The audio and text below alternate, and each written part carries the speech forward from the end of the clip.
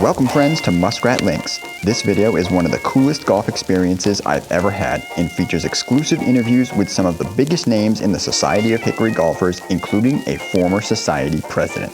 Join me on a journey inside the secret world of Hickory golf. Coming, got it!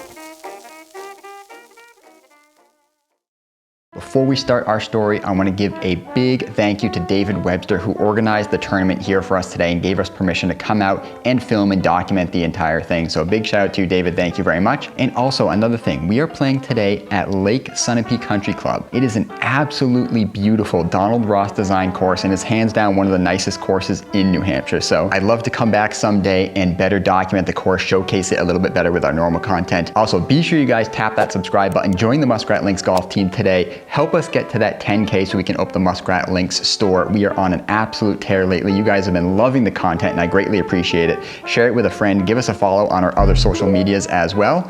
But I think we are ready to dive into the world of hickory golf. Well, you guys have probably seen it before. Other YouTubers have done this. They go out, they get some hickory clubs, they play with it, they say they're worried about breaking it, and they have some fun, they shoot a higher score, right?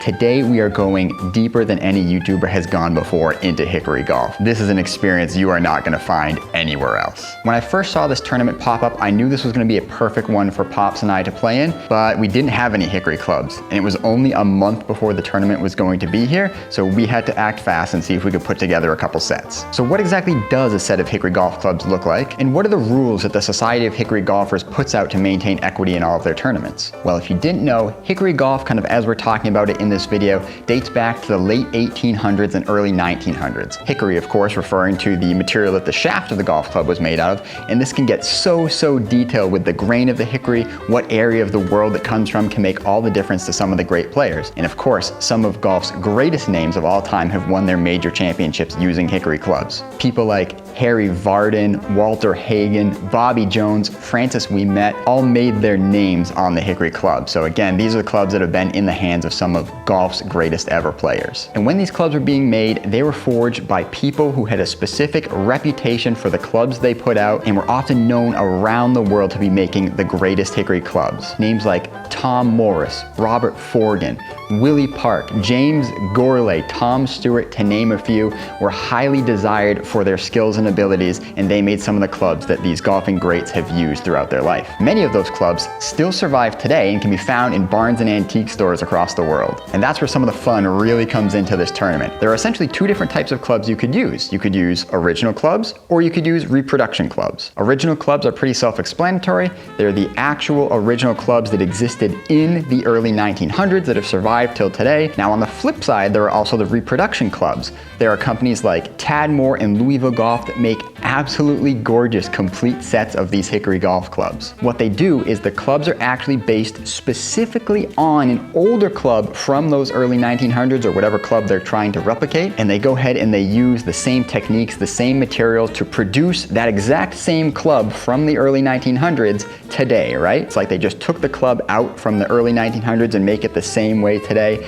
And let me tell you, some of these sets are absolutely gorgeous. You can certainly spend a bunch of money on these as well, but again, it's all legal for play. Any club that they make gets submitted to the Society of Hickory Golfers to approve it. They've got a board that goes and reviews all these different clubs to say, okay, this club did exist in, say 1925. They're trying to reproduce a specific wood. They make it, it gets approved, you can use it for play. So talking about some of the clubs now, what are the names of some of these clubs that you're gonna see us play with and hear us talk about during the day today? Well, it's actually a little bit of a point of contention because the names are all kind of hazy. It depends on when the club was made, who was using it, what the loft was. Like, it's all changed throughout history, right? But I'm gonna give you kind of a rundown list here that you can check out and you can see what the names of some of these clubs actually are. The ones that Pops and I found for our sets, we kind of referred to them as the brassy for our kind of driver club, a spoon for more of our like 3-wood style club, and then we've got some mid irons that are sort of in the range of today's 3 or 4 irons.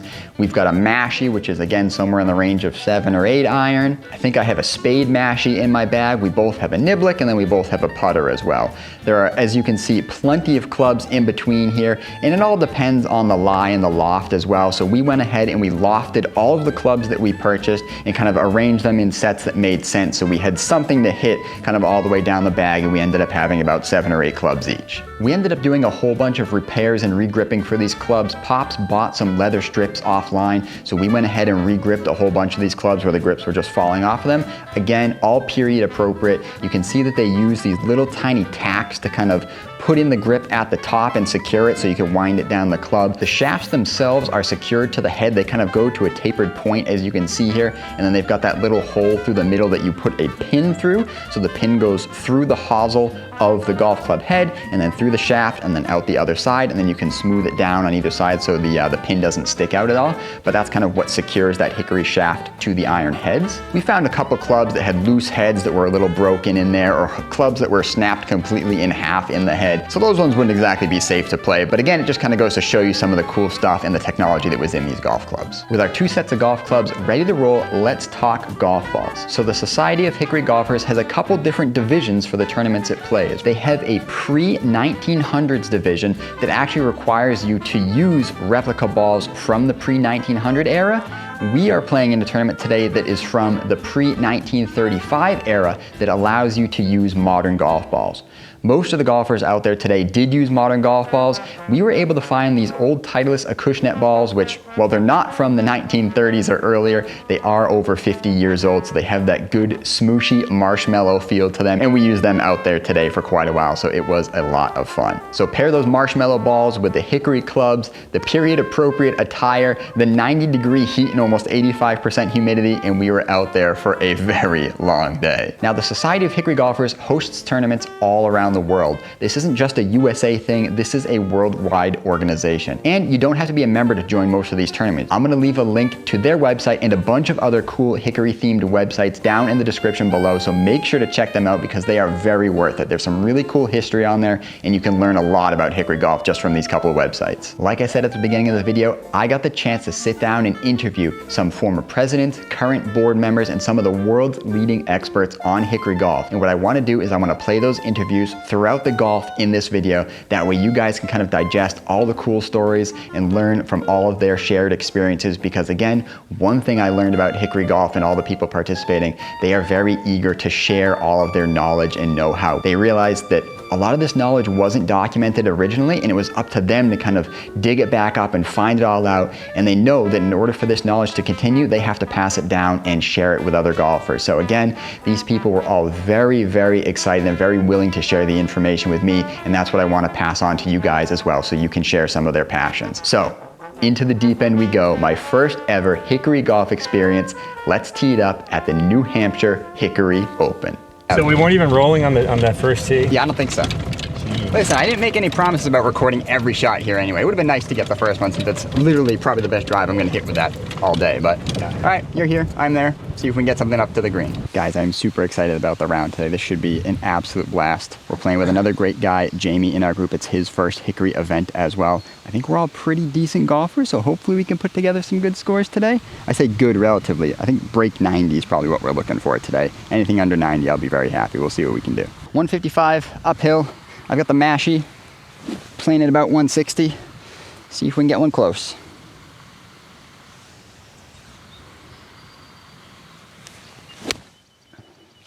It's well struck. Left side of the green. Just short left. I'm happy with that. It's a good shot. Woo. Not bad at all. Well, I've got the niblick, about 49 degrees, so it's like a gap wedge. See if we can flip one up onto the green and give ourselves a look for par. Well, it's a long look for par. Settle in there. Not bad, though. We can make that. Came out a little hot. Oh, decent look. See if I can clean that up. Here we go. Nice. Good job. Thank you. Nice one. All right, on to the next. All right, what you got, Kai? Well, we're rolling with the brassy again. See if I can do the exact same shot that you guys didn't see on the first hole, which is just to fade up the left side, bring it back to the center. So try for it one more time. That ball flies like a marshmallow, but she's good. She's a marshmallow, but she's a runner. Yeah, nice.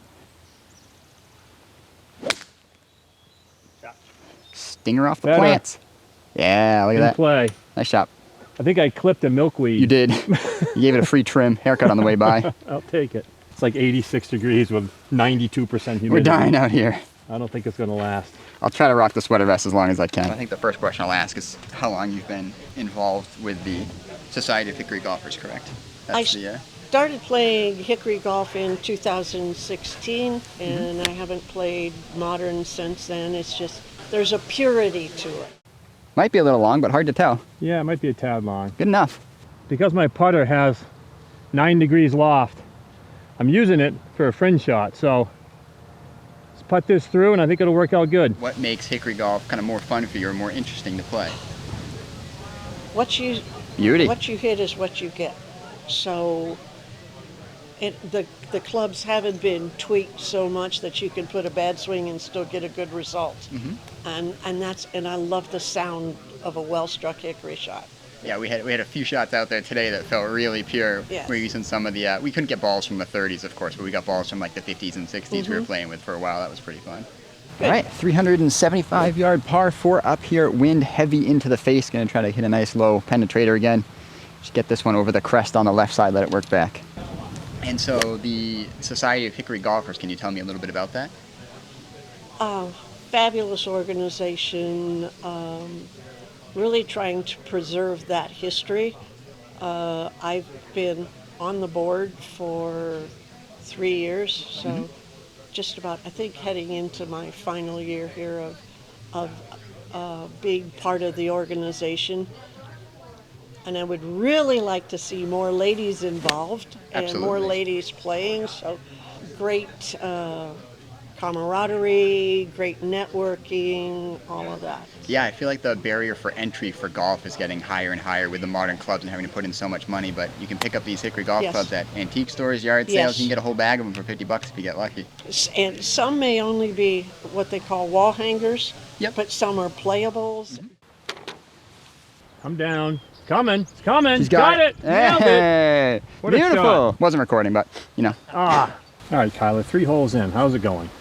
Not too bad so far. The clubs have been holding up well. I've been hitting good shots. My putting's just been a little crappy, but that's kind of to be expected. Not having used that putter before with these balls makes it difficult. So 2 over through 3 though. Very happy with that. We've got a nice little par 3 coming up here. I think Jamie's going to lead us off. See what we can do. Is that enough? Oh, just barely. Plenty. No Plenty problem. of room. A little bit. So, Kyle, you going to stand on the niblick, or are you going to hit the mashie niblick? I'm going to hit the smooth spade mashie here. Spade mashie, okay. And just try to let it work. It's probably going to get held up by the wind a lot, so I'm kind of just going to go right at the center of the green and see what happens. All right. It's a really good shot. Be the right number. Get up there. Oh, it's beautiful. Looks really good. Woo-hoo-hoo. Looks really good. That's like 6 feet. Let's go. It sure is. Let's go. We're just going to go with the mashie. Yep. Same kind of shot you had, but a little bit more club for me. Work. Run. Run. There we go. Nice. Some great shots there. All right. Like we know what we're doing. Beautiful. You know, it's not like you've ever been to the range and hit hundreds of those or buckets of that club. Yeah. So you just think, oh, it's got about this much loft and kind of got the wind, the direction, and the feel, and the weight, and the ball, and it's like, you got to feel the whole thing out, and then step up and hit a 6 feet like you did. Feel pretty good. I told you guys we're still in this thing. 2 putts at birdie from Pops tonight. Let's see if we can maybe make one of them. That'd be great. Oh my gosh. What a shot. Beauty. 15 feet here for the bird. Give it a good look. Turn in. I thought it was going to come way down. Yeah, no break there. Nice one. Good par. Say inside left edge? Yeah, I think so. Inside left edge, just try to hit a straight putt. For God's sakes, give it a chance. Come on. Hickory birdie, let's get it. Yes. Oh, it stayed up. A hickory birdie, let's go. Yeah, I pushed it right edge. I was like, oh no. It was nerve-wracking. Luckily, it was close enough. My skills couldn't affect it that much. 3 for Pops. Put us in there. And then the deuce. Hickory birdie. Woo. Hickory birdie. All right, that's 1 birdie for me today, Pops. You need a birdie now.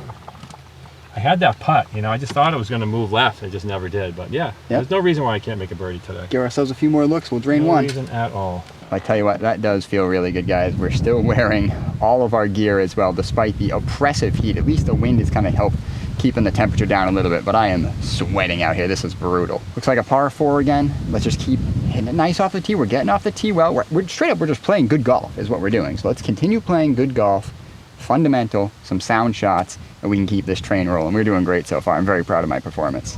Let's go. Hope you guys are enjoying. This is definitely a one-of-a-kind video.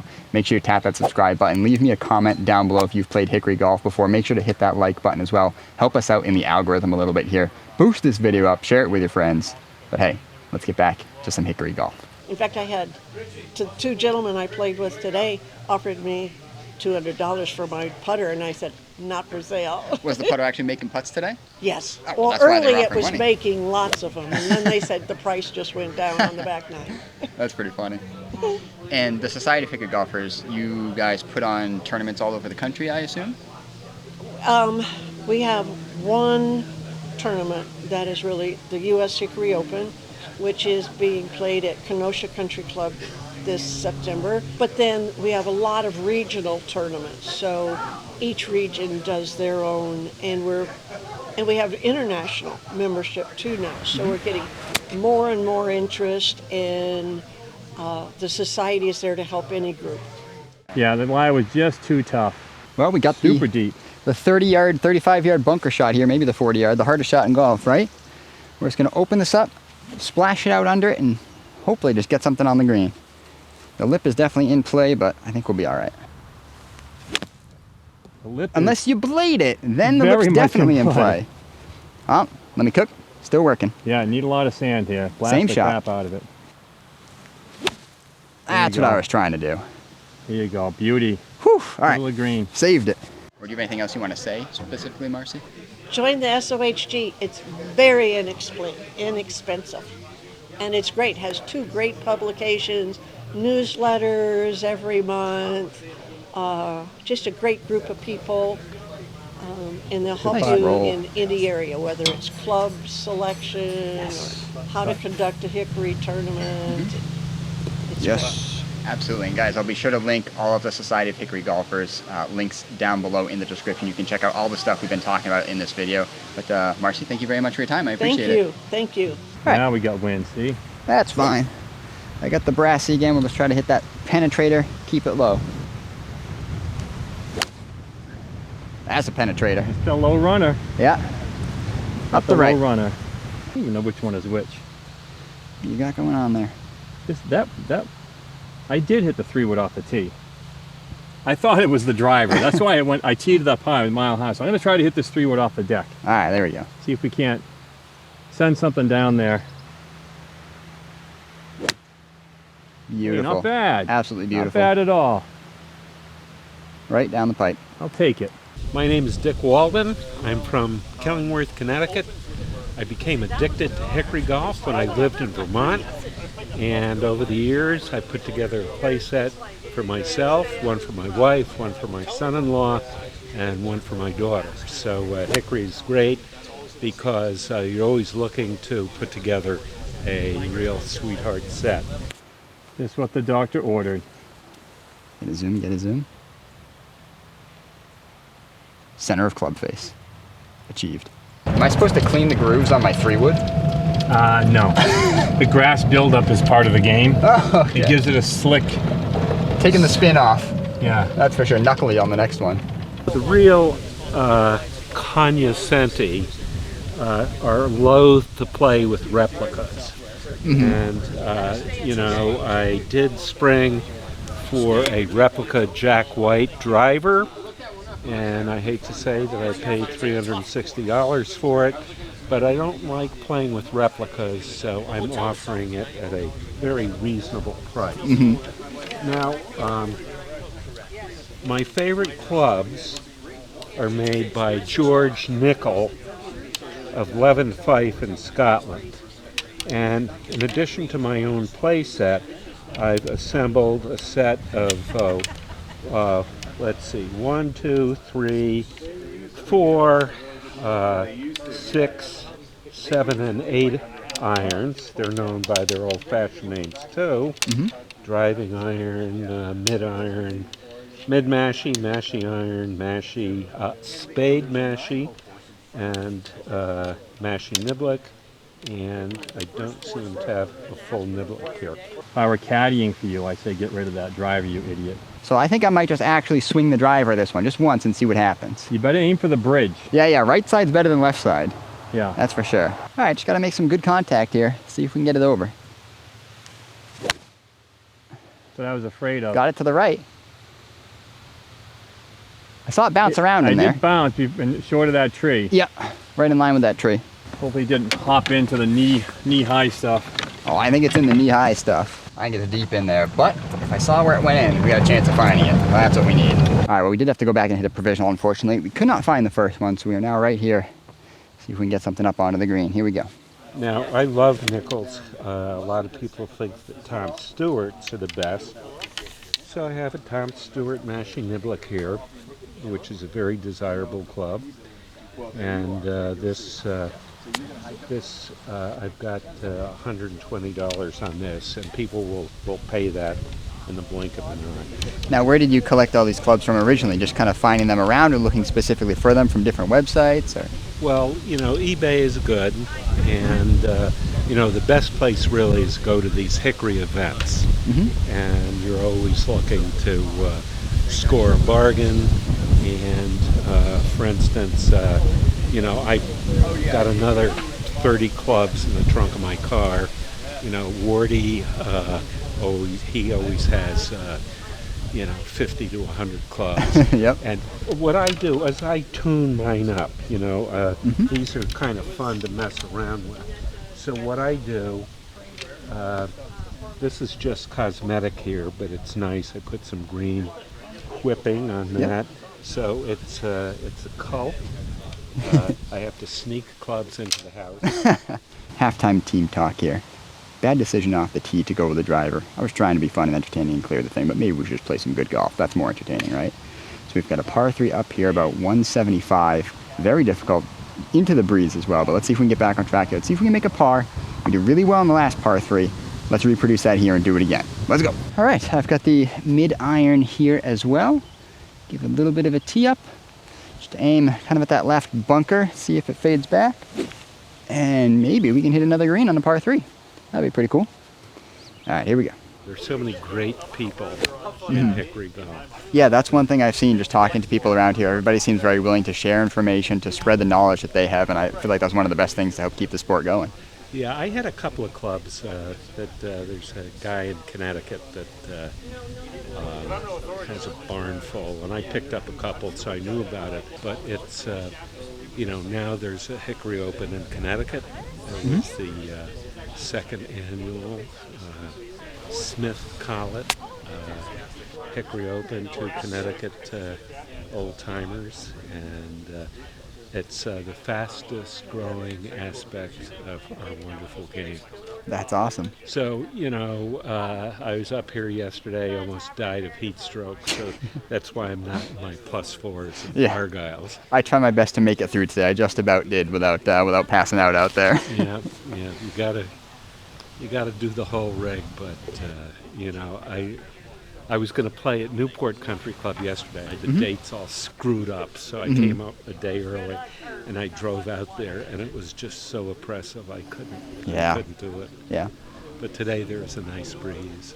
Yeah, the breeze actually kind of kept it down. I think that saved us out there today. Yeah. But all right, thank you. I appreciate you talking to me. Thank you very much. Anytime.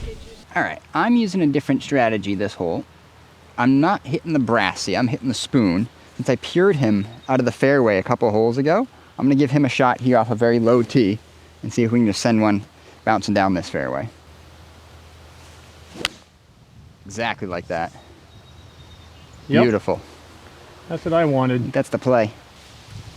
Of course, back in the day, we dropped them like this. The over-the-shoulder drop. Back in the 20s. That's a good drop. Well, close enough.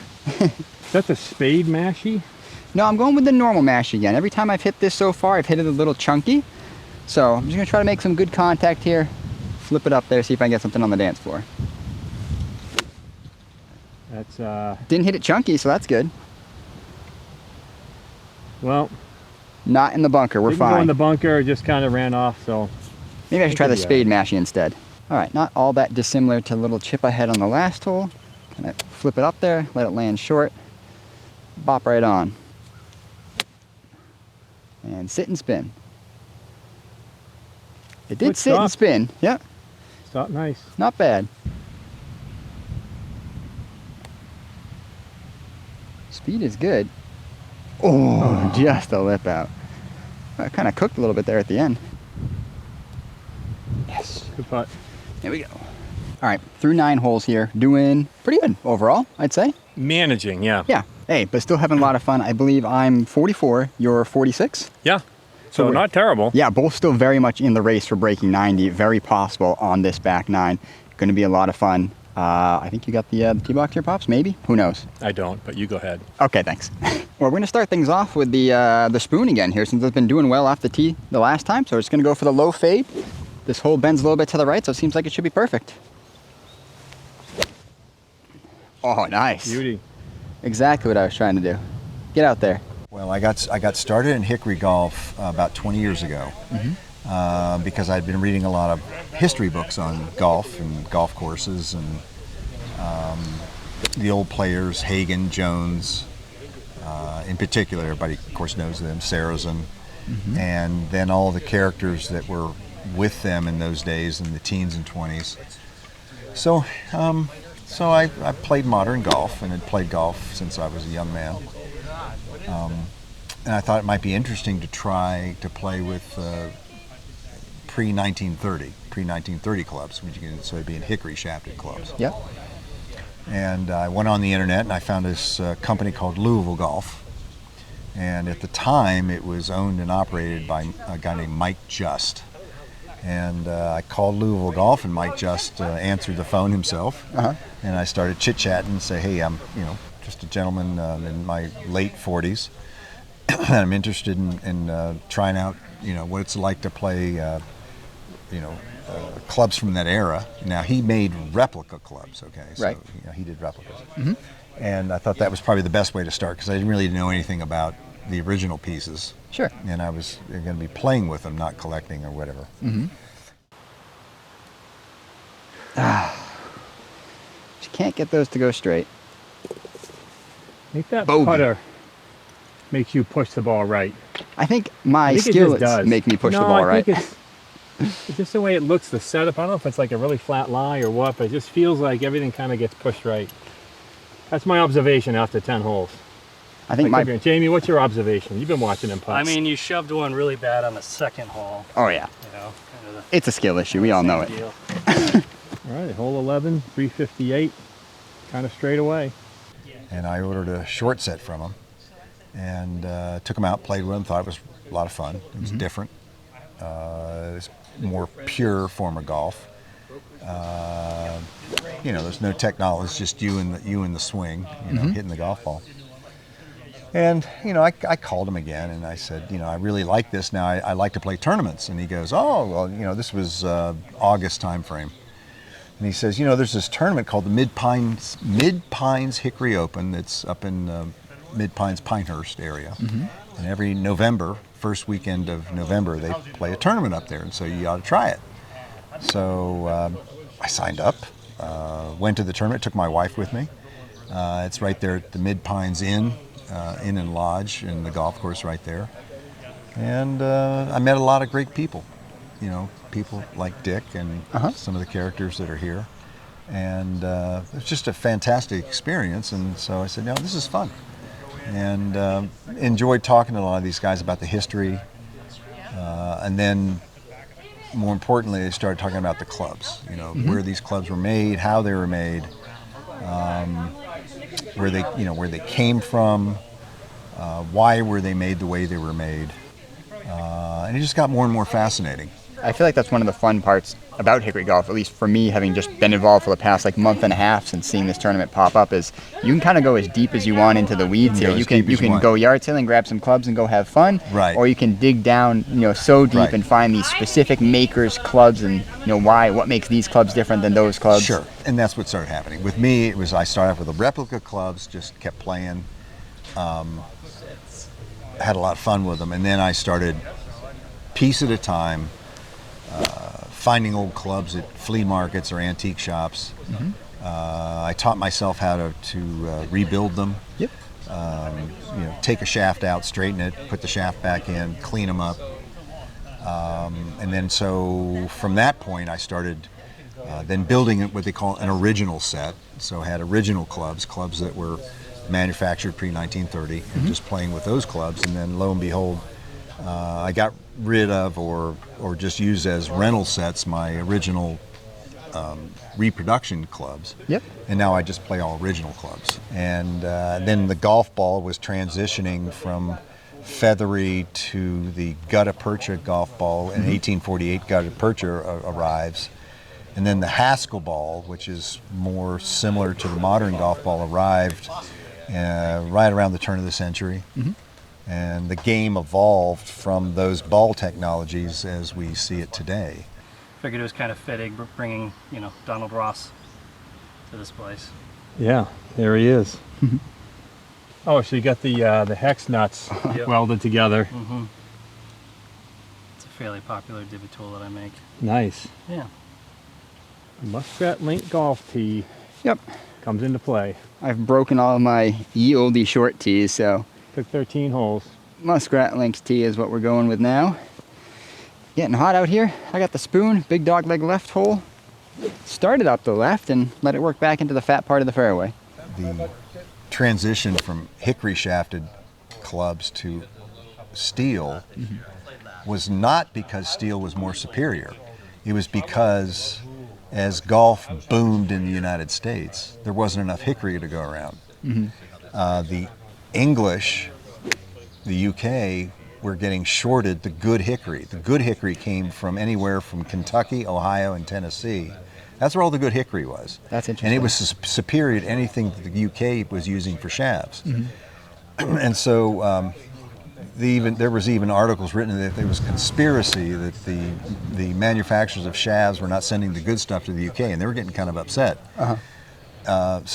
And I think it's correct that the Royal and Ancient adopted the use of steel shafts before the USGA. What it was is that hickory was not as prevalent and as good a quality over time as golf boomed in the United States.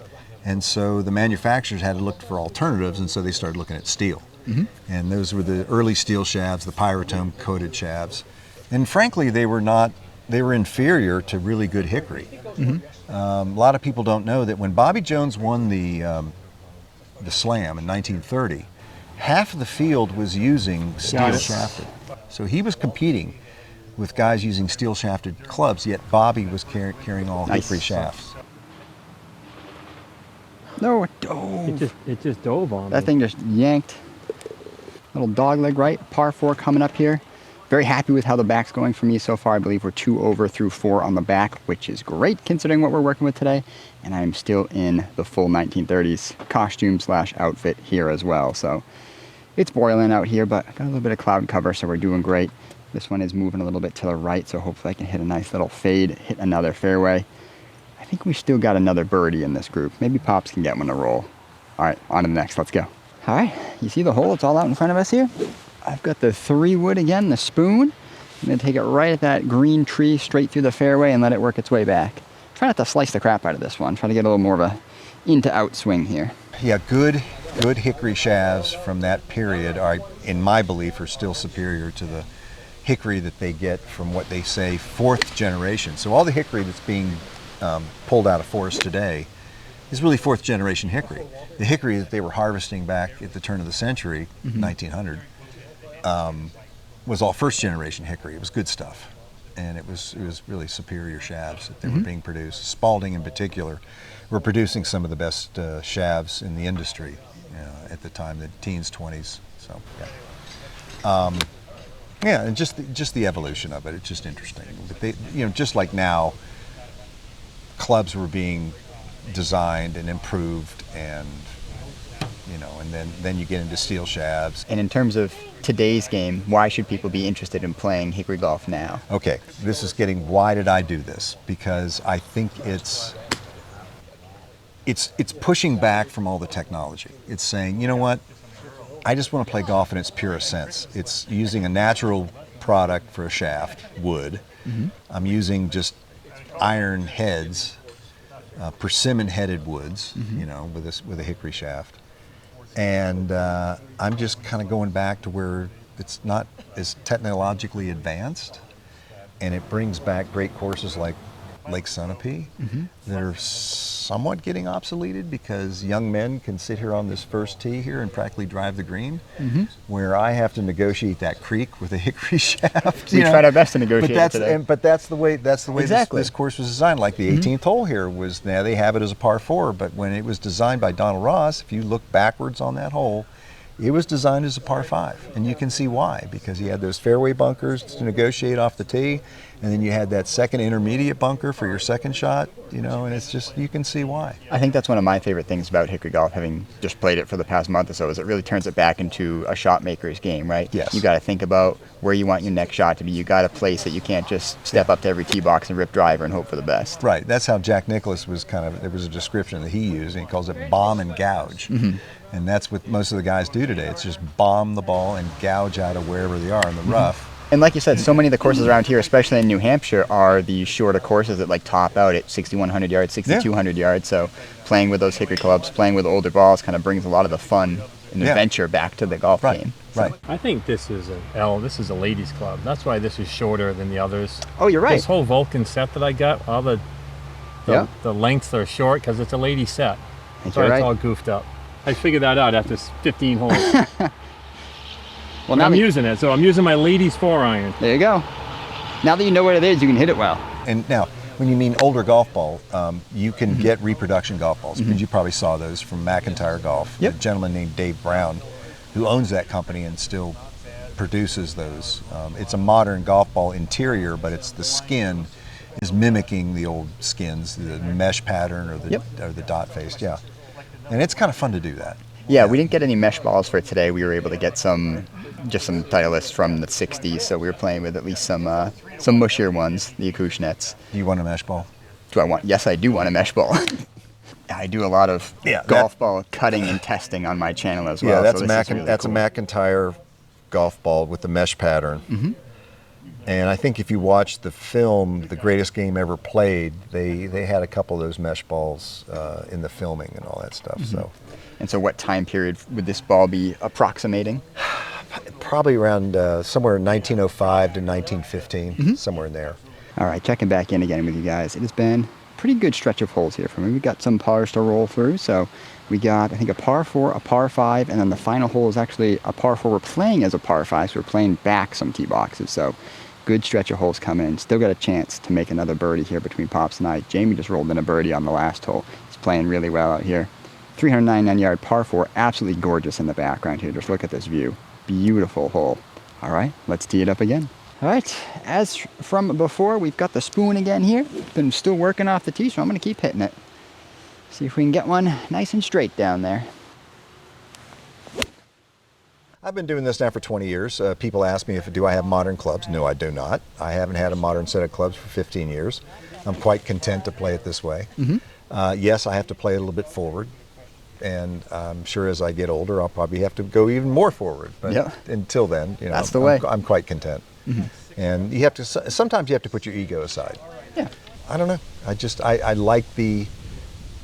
I like embracing the history and embracing where this all developed from. Just as much as we see this facility here. The gentleman who was the general manager here brought out a niblick that was Donald Ross's own niblick. Had his stamp on the shaft and the stamp on the head, and I said, no, that wasn't made by Ross. That was his club. He had it stamped on there so that if he ever left it somewhere, they'd know it was his. They'd know it was his, and they'd bring it back to the pro shop. Very cool. Society of Hickory Golf, which has been in existence now for over 20 years. I believe we're approaching our 25th anniversary. If we haven't, I think it's around the 25th anniversary. It's an organization of people who enjoy playing hickory golf. So that's primarily its function. Organizing tournaments, organizing local playing groups, sponsoring tournaments, giving information. We provide a handicap system for just hickory play. And we're also a depository for archives of of our magazine, which is then has a lot of interesting and fascinating articles about golf in general that go way back when. And so we just kind of keep it alive through the SoHG. I was president of the SoHG several years ago. Still support the SoHG and participate as much as I can. And I hope that that organization continues on long after I'm gone. And you know, keep people educated and interested in playing this style of golf. Yeah. Yeah. Have you noticed a growth or a decline in maybe, say, the recent 10 or 15 years in interest in hickory golf? Has Oh no, it's gone actually up or gone increased. down? No, it's gone up. That's awesome. No, more people are interested in it, and you're seeing more film of some of the tour pros going out and slapping it around with them. Fowler, Ricky Fowler in particular. There was just a video recently with DeChambeau hitting some clubs. Tad Moore, his name's probably been dropped around a couple of times. He has said to me that Tommy Fleetwood has a set of hickories. Senny Lyle has a set of hickories. Ian Woosman has a set of hickories. It's kind of nice to see. Nice one, working down Fine there. and dandy. Beauty. All right, as you guys saw, we are going up to the modern balls here. We are no longer putting handicap on top of handicap on top of handicap. Still in the still got the clothes. sweater on, so that's a handicap. Still in the sweater vest. Possible heat stroke incoming. Hickory Club, we're going back up to the brassy for this one too. Let's get some yardage. Let's square this one up, send it down the fairway. Come on now. Oh, it's a chunk and run. But look at that, that's 3 inches behind the ball. It is. Fairway. All right, well, I've got plenty of course left here, so I'm not going to be able to reach this 1 and 2. So I'm going to take the mid-iron found in Grammy's basement, essentially, and taking it straight out to the course after a fine regripping from Pop. So just going to try to get one out over that that bunker there and leave myself a niblick in. Why not? I think that there's more guys interested in the history. We're trying. That's kind of what we're doing, is we're trying to preserve the knowledge and the history of this game, and it's good to see some of the other younger fellas, like some of the young guys here, just try it out and say, look, you know, you don't have to do it all the time, but you never know. Some fellas just get totally hooked into it. Some guys do it as a part-time thing. You know, we're always happy for fellas to show up and share some stories. There's always a story to share. With the hickory play.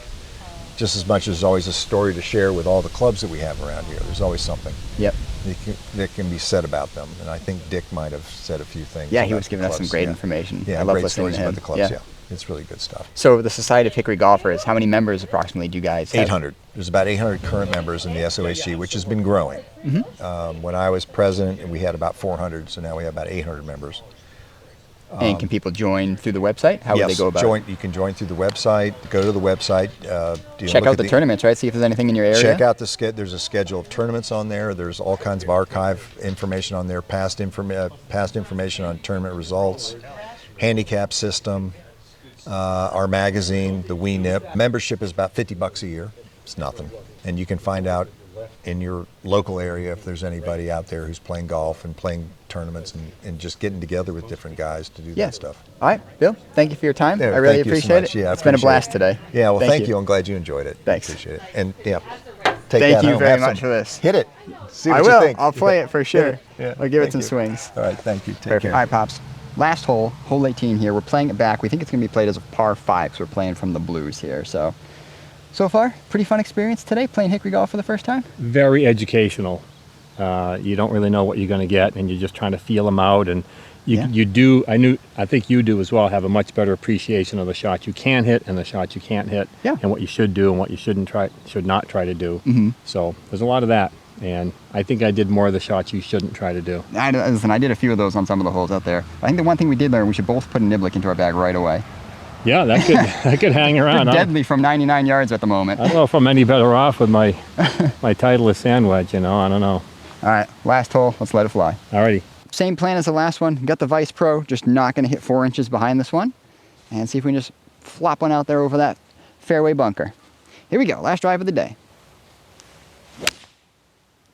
Sounded hard. Yeah, she's moving to the right fairway bunker. Get right of it. It did. It did, right by the tree and right all the way over, so you're blocked out by those other giant Might be pine playing trees. up this fairway, but that's okay. Going for that little copse of trees down there with a little bit of a draw. And see if I can work it back towards our fairway. That'll work. I gotta look in now. You see if I can get this mid-iron to cut through some grass here, do a little lawn mowing for me, and see if I can get go down one and get it. running up If you there. break the club now, doesn't matter. Yep, so be it. Oh, we've lawn mowed pretty well. Bounce a little right. Just short of the green, perfect. Not a bad shot. Great out. All right, we got a little flip niblick here. I'm gonna open this one up a little bit. Just sweep under this, let it chase right down the ridge. See if we can give ourselves a good look at par. Oh, I need to go a little bit further. Yep. All right, it's all right, it's still a par putt. Long putt for par. Been a very fun day so far. See if there's any magic left. Oh, pretty good. We'll take that. It's not coming back. I'll tap her in. There we go. With an impressive back nine, we smashed our goal of breaking 90 with an 85. Pops finished just off the pace with a mid-90s tally, but we had an incredible day with my 85 coming in at tied for 6th for the tournament. If you didn't know, I've written a mission statement that you can find on the channel and in every email that I write. It states that one of my goals is to show you fun ways you can enjoy golf regardless of your skill, background, or age, and this video is the epitome of my mission as a content creator. A huge thank you to the Society of Hickory Golfers and Lake Sunapee Country Club. Be sure to tap subscribe and share this video with a friend. Let me know if you've got a Hickory golf story to share, and remember, have fun out there, everyone.